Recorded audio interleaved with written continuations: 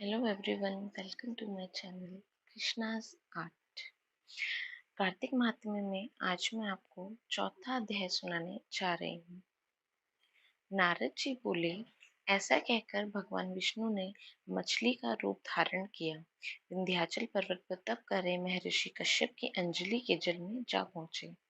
महर्षि कश्यप ने दया करके उसे अपने कमंडल में रख लिया। जब उसने बड़ा रूप धारण किया तो उन्होंने उसे कुएं में डाल दिया।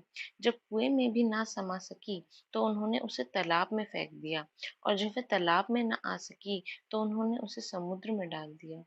वह वहां पर भी बढ़ने लगी। फिर उस मत्स्य रूपी नारायण ने उस शंखासुर को मार डाला। पश्चात शंख को हाथ में लेकर बद्री वन में आ पहुंचे। बद्री नारायण में आकर उन्होंने सब ऋषि व महर्षियों को बुलाकर आज्ञा दी कि पानी में इधर उधर फैले हुए वेदों को ढूंढो और उन्हें शीघ्र मिलाकर मेरे पास लाओ। तब तक मैं देवताओं के साथ श्री प्रयागराज में ठहरा हूँ। इसके बाद सब महर्षियों ने इन सब बीजों और सब वेद मंत्रों को ढूंढ निकाला। उन वेदों में से जो जो भाग जिस जिस ऋषि को मिला वह उसी का हो गया। उस भाग के उसी दिन से ऋषि कहलाए। सब वेदों को लेकर ऋषि महर्षि प्रयागराज में आए और उन्होंने वे सब भगवान विष्णु व ब्रह्मा जी को समर्पित कर दिए। ब्रह्मा जी वेदों को पाकर बड़े प्रसन्न हुए। उन्होंने देवताओं और ऋषियों के साथ अश्वमेध यज्ञ किया। यज्ञ के अंत में देवता, गंधर्व, यक्ष, नाग भगवान विष्णु को दंडवत करके प्रार्थना करने लगे। देवताओं ने कहा, हे देव, हे जगन्नाथ, हे प्रभु, हमारी प्रार्थना सुनिए। हम लोगों के हर्ष का समय है, इसलिए हमें आपसे वरदान दीजिए। आप हमें वरदान दीजिए। नष्ट हुए वेद पुनः श्री ब्रह्मा जी को प्राप्त हो गए। हे लक्ष्मीपति, आपकी अनुकंपा से हम देवताओं को यज्ञ का भाग भी मिला है।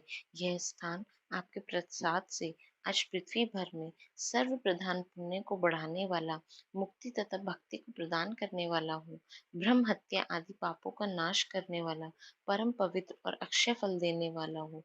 यह हमें वरदान दीजिए।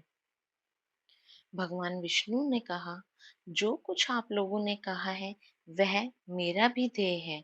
जैसा आप लोगों ने कहा है कि यह स्थान आज से ब्रह्मा क्षेत्र के नाम से पुकारा जाएगा, इस स्थान पर गंगा जी व सूर्यपुत्र यमुना जी का संगम होगा।